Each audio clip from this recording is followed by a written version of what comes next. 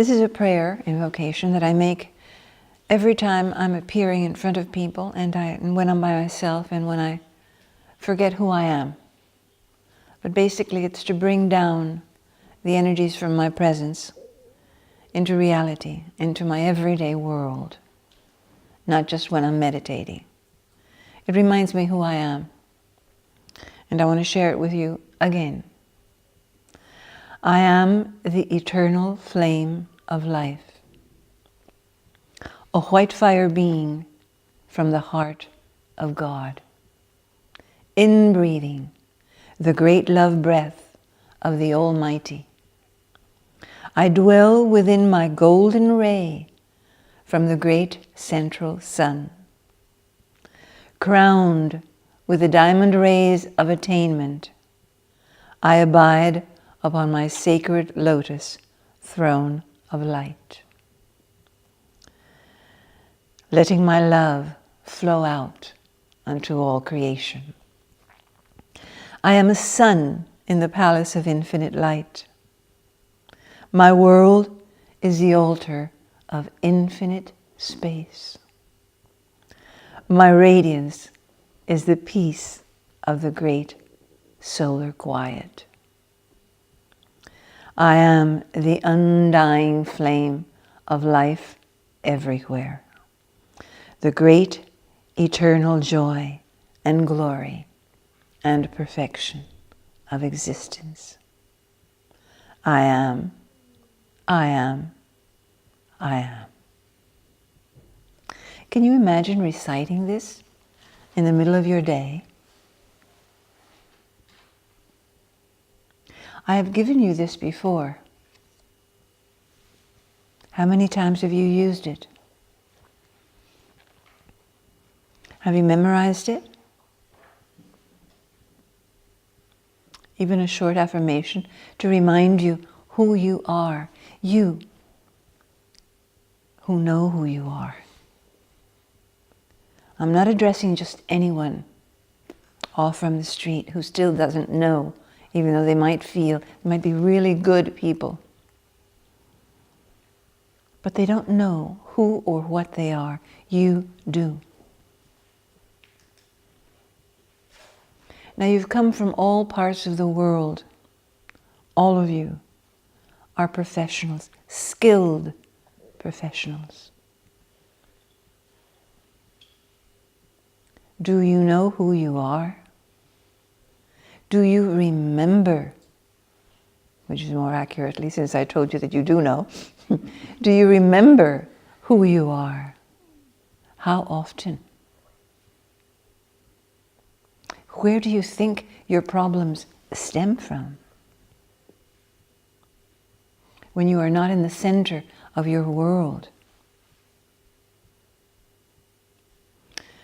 Now I know this is our first meeting this year, and we're all, including me, tired. We've traveled a long way, some of you a very long way, across the Atlantic Ocean. All of us in our everyday lives, in our frantic, frenetic lives, calculating, using our linear minds, using our skills, dealing with people in society and our own private, personal lives, which is no small thing. Because that's the field of work. Not this serene, beautiful retreat where we are now, but when you go out back into the world, that's what really counts. So all of you are bringing that with you. It's as if you take a fish out of the Grand Rapids, you know, like a very turbulent stream of water. You take a fish from there, a trout, let's say, and you put it into a serene lake. The trout will keep struggling with the waters. Its mind, let's call it that, its mind and its emotions will keep responding in exactly the same way. So now we have removed you have removed yourselves from your daily lives, and here you are in this beautiful retreat center.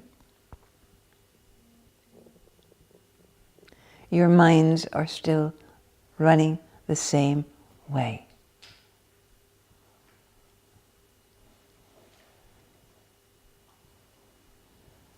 And you are feeling ever so tired. I can see it in your faces.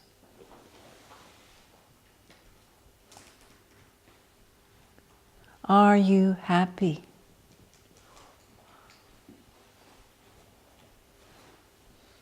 What does happiness mean for you now?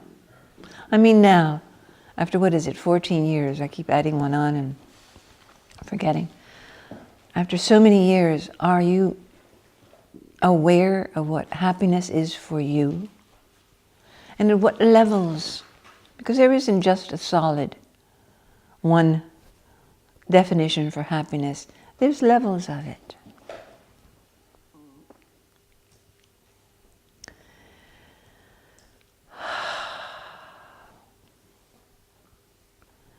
Do you know where your priorities lie?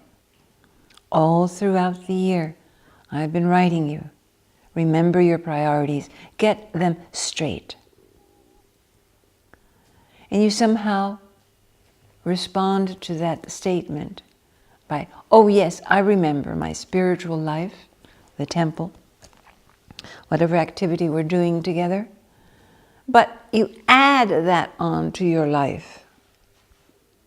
Okay, you add it on as one more thing to do. Instead of, the priority means love God above all things, everything else comes secondary. And what is that God? Thine own true self, God in you, the presence in you, your soul. If you are with that, all the rest, all the other priorities are lesser, but not lesser in time, lesser because everything falls into place. But that doesn't seem to happen with you. You forget. And here I send you another message. Remember where your priorities are. In one ear and out the other. Yes, yes, yes, yes. On my holidays, on my free time. Again, fitting it in to your hectic lives in those turbulent waters of the stream, of the rapids, where the trout live.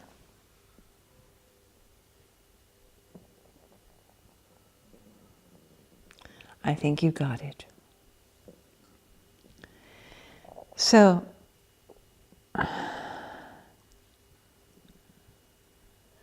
this meeting this year is about a reality check, a very serious reality check. Where am I? I'm speaking for you. Where am I? Me too, obviously. Where am I? What am I doing with my life? Are the things that I think make me happy, do they really make me happy? Is the excitement and the joy and even the pleasure that I feel,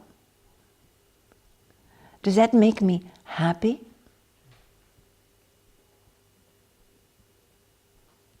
Again, what is happiness? How are you using your energies? What are you doing? And I don't mean a task, I mean doing in the essential sense. What are you doing with your mind? With your thoughts? Are you aware of them? We are 14 years working together. And some of you even more, much more. What are you doing with your emotions when they come up? And what are you doing with your bodies?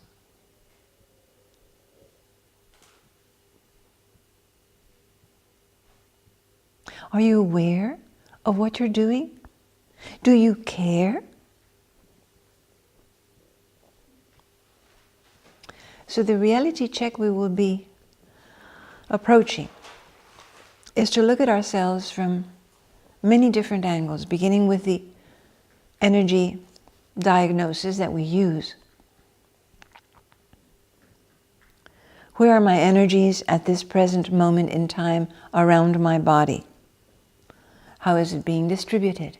And this is a perfect time, the first few days when you arrive from the world out there. When you're still tired. Because when you're tired is when you can see what you're really doing with your life. So where are the energies? What things are clinging on to my aura? What thoughts am I still hanging on to? What casket am I still wearing of beliefs?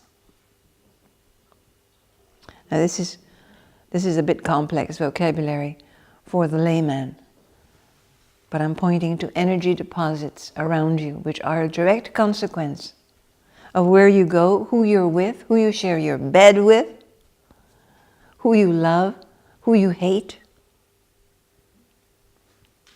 All the people that you carry with you, because you carry everyone that you work with, that you live with. Live, work is the same thing. So how are you dealing with those energies? Do you just sleep them off? Do you think they go away when you sleep and you forget about them? Or you drink your little wine glass and you relax for a moment and you can sleep? And what does sleep mean for you? After all these years, do you remember where you go when you go to sleep?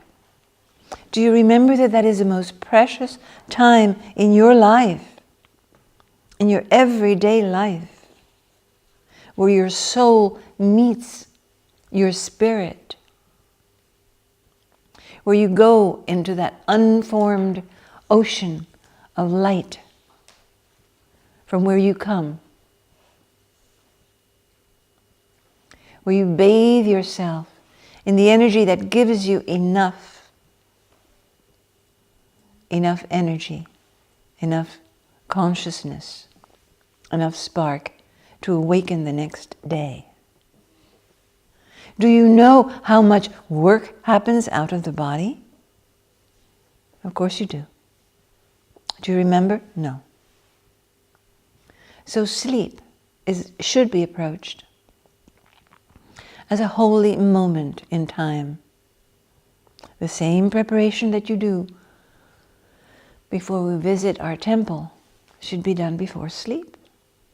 Because that's when you really confront reality. And from there, you can see yourself. I was having a conversation in the car coming here. And it was about how can we see ourselves? How can we see our quirks? We call them elementals. How can we see our sub-personalities? How can we see our dark side? It is very difficult. You can't see it. You need other people to tell you, to reflect it. I said, no. At your level, you rise up in consciousness. You use the alignment. You modulate your energy frequencies into a higher vibrational range, and you look at reality. If you have not done it, it is not because you don't know how. Maybe you don't know how. But you don't know because you don't want to know. Now this is the reality check. Up to what level do you really want what you say you want? This is not just another Rolls Royce or a velvet cushion. It's not another thing or a prestige job. We're talking about your life.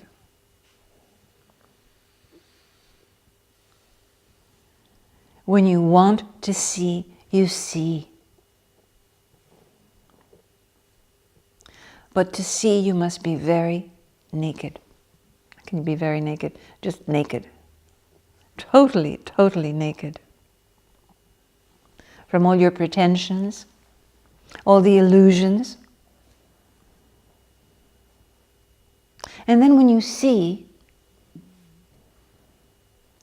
then the work really begins. And then you can create the world that you want. But at that level, you don't want the frivolous things that you want here and now. At that level, the true priorities emerge.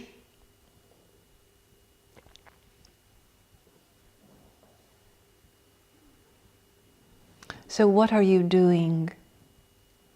Pause for a moment. Go over your day, even as I'm speaking. What do you do? Your mind runs amok. Amok means crazy. Keeps going on and on by itself, making projects, doing this, doing that, remembering, making, planning, and feeling guilty, feeling bad, getting excited, eating or not eating. And then making exercise and thinking that you're healthy. Wow. Not even the greatest yoga postures can give you the kind of health that your awareness in your body, here and now, opens for you.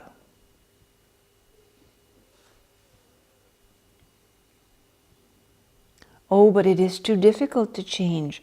I need to survive in the world.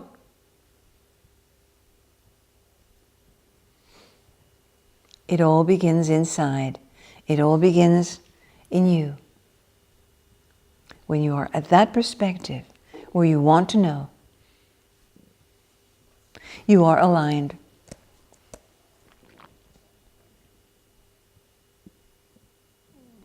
The mind. How many times do I have to explain to you that the linear, sequential mind is a mere and very poor instrument of perception and measure? That the true mind is that higher source inside of you, the one who knows and who sees. And the lower mind is just a servant to that higher mind. But you don't give it a chance.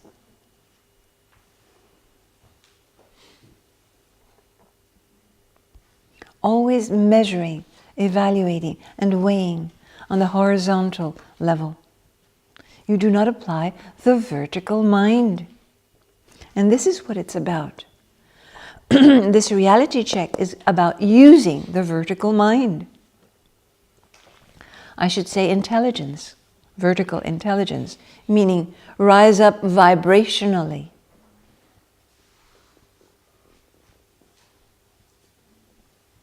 When all of your energies are focused and centered, and you are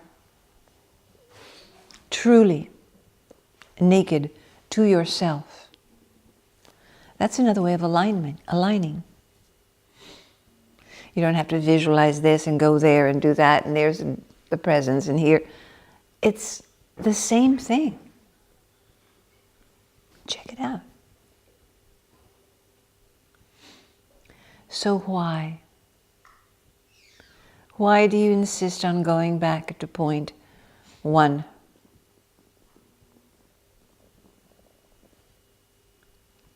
When you are already at the 100th and God knows what else. Or you could be. You could be. Now, this could sound like I'm recriminating you. But for all these years I have been giving you practices. You should have a file, God knows. You should have a very thick file by now of all the techniques and approaches. We've even done religious approaches.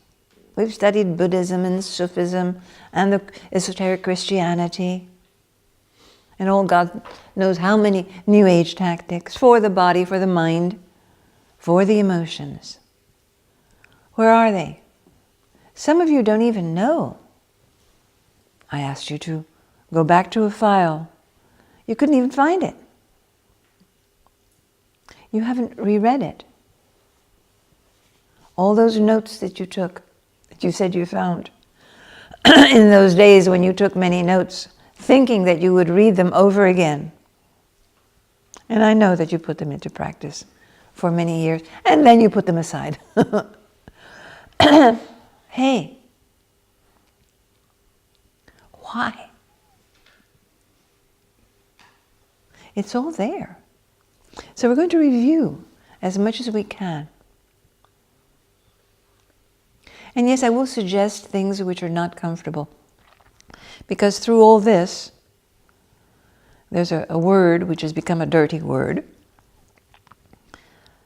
that you need to apply, and that is discipline.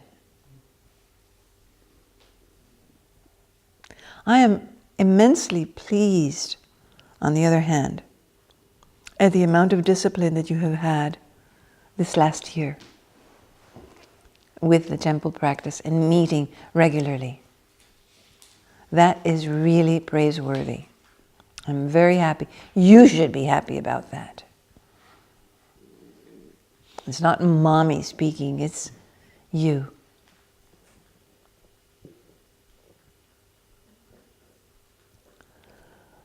It's limited to 1 hour a week.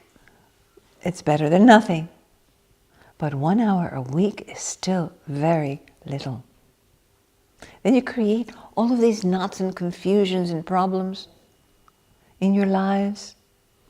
Little ones, big ones, nasty ones, uncomfortable situations, while you're hacking away at your body, enslaving and using it and mistreating it. Because there are other priorities. Because my wife or my husband, because of my children, because of the future, I've got to make money.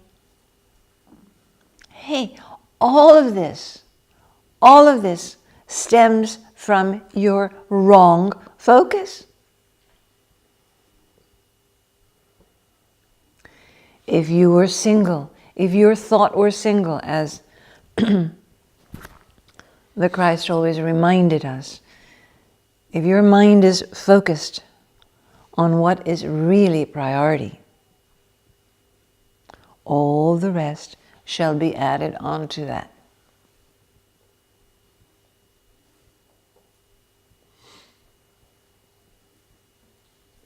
Know to stop.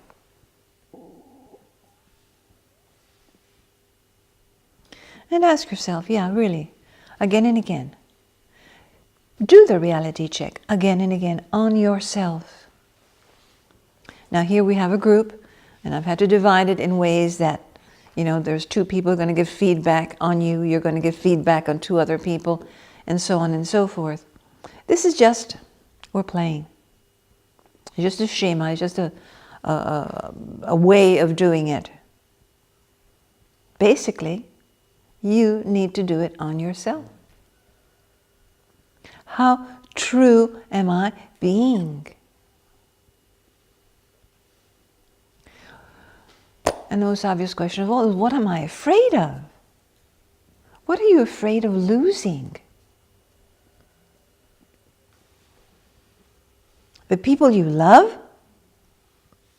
What kind of love is it? If in being yourself and pursuing that which is important and essential for you, you're going to lose the one you love. Which is why we always insist on dialogue. Where is the dialogue? And maybe it isn't even with a person. It's with you imagining what the person will think. If there is love, everything is understood. And your love cannot come, that love cannot come before this. It cannot. It's not that you're being disloyal. It's not that you're being fanatically following what Zulma says like a guru, because you know that's not what I want and it's not what I am. What I represent for you, which is why many of you are still scared of me, is that mirror. That mirror that you are so afraid of holding up to yourself. That's what I represent. And that's why many people do not, I keep repeating that, do not like me.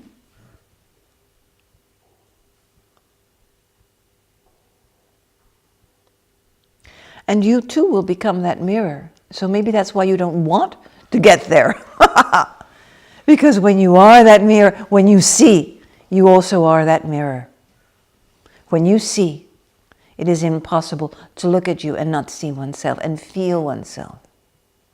So maybe you're afraid of being real. Ask yourself. People will not like you.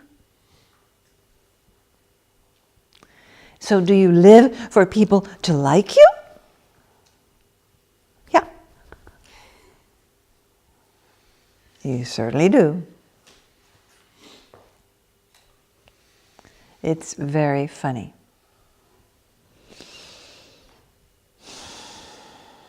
High comedy.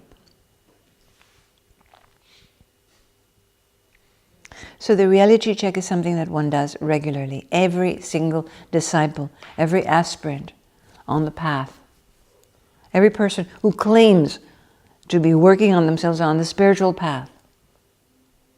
It doesn't mean discard and eliminate. It doesn't mean forcibly creating that space of silence, shutting everyone out, moving out into the country, leaving your job, and forcing everyone to follow a schedule of eating, being, breathing, I don't know. So that you can find some stillness and serenity and peace. It means being in the middle of the world and knowing who you are, what you are. I am the eternal flame of life. A white fire being from the heart of God, inbreathing the great love breath of the Almighty. I dwell within my sacred lotus throne of light, etc. Use this or make your own. And don't be afraid of flowery language. It's the language of the heart. And nobody's listening anyway. When you're embarrassed about flowery language or poetry, or your more sensitive parts, it's because you're thinking, sides to you, you're thinking of what people will say. You're still living with people looking at you. You're not looking at the world. You're living as if you were a passive subject, object. So be as flowery and as passionate and as devoted and as whatever you are. Find out what your nature is. If it is that still peak of snowy silence, of infinity, in the silence of the Absolute, it is that. If it is the passionate fire dance of creation, whatever it is, find your language and speak it to yourself. That is what being authentic is. It's not what you do outside. And maybe you're both. Maybe you are that snowy mountain peak, and maybe you are that passionate fire, consuming everything around you and being the source and the end all together.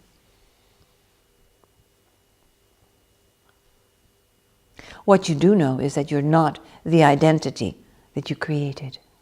Okay? This I think we've got clear with all the work we've done on the personality. But you do have the personality, and it's got a certain framework, certain references, okay? It can go a little bit this way, a little bit that way, but basically you like and you dislike certain things at the personality level. But, and most essentially, you are not that. You are making that. You are playing that.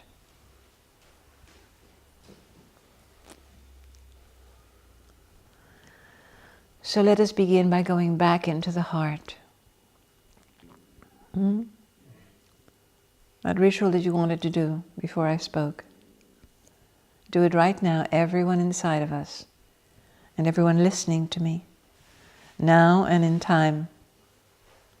Go back into your heart, into that silent, still space that only you know. And make that your priority. Every single moment of your life.